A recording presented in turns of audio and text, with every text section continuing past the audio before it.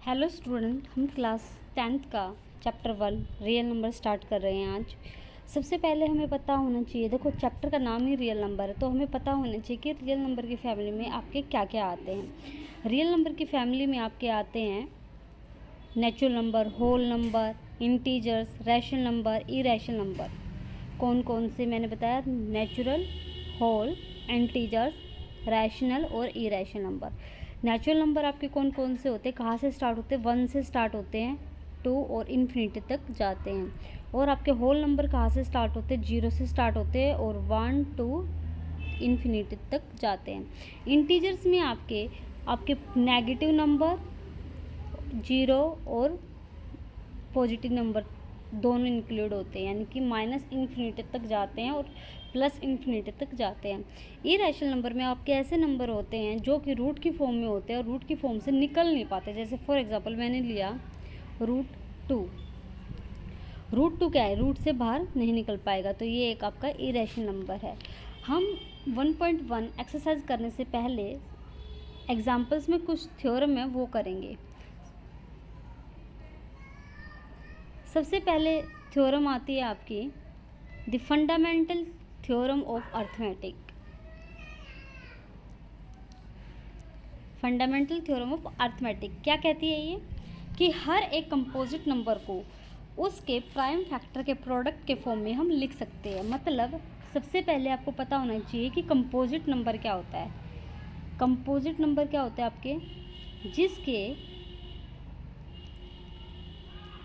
2 से ज़्यादा फैक्टर होते हैं। फॉर एग्जांपल मैंने 6 लिया, इसके फैक्टर कौन कौन से हो गए? 1 2 3 एंड 3, यानी कि 2 से ज़्यादा फैक्टर्स हैं।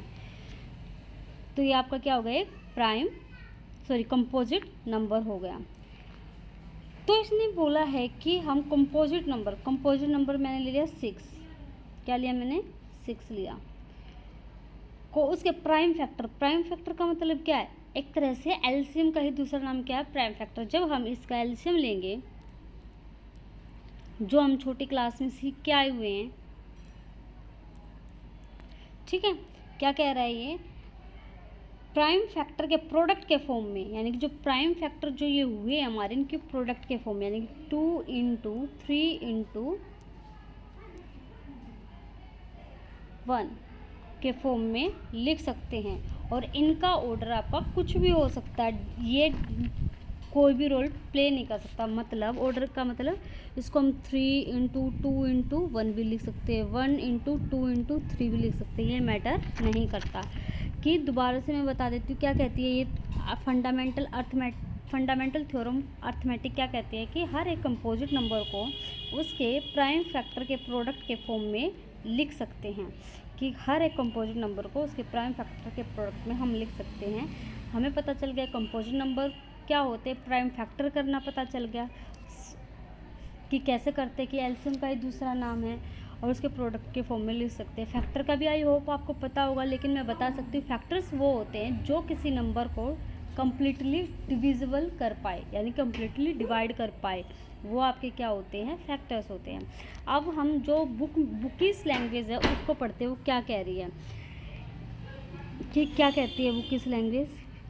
Every composite number can be expressed as a product of primes.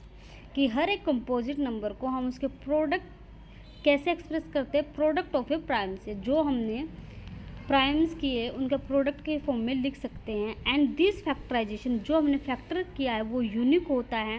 And the order in which the prime factor occur, जिस ऑर्डर में वो हमने लिखे गए हैं, जैसे कि 3 × 2 × 1, ये एक यूनिक है। 1 × 2 × 3 ये यूनिक है, ठीक है। मतलब यूनिक मतलब क्या है? कि हम कुछ और नहीं लिख सकते, यानी कि 3 × 5 नहीं लिख सकते, यही ऑर्डर लिखना पड़ेगा। 3 × 2 × 1, 1 × 2 × 3। आई होप आपको ये थ्योरम समझ में आई होगी। अगर आपको कोई नहीं समझ में आई हो तो हम जब एग्जाम्पल करेंगे ये तब और ज़्यादा क्लियर हो जाएगी। Thank you so much for listening me.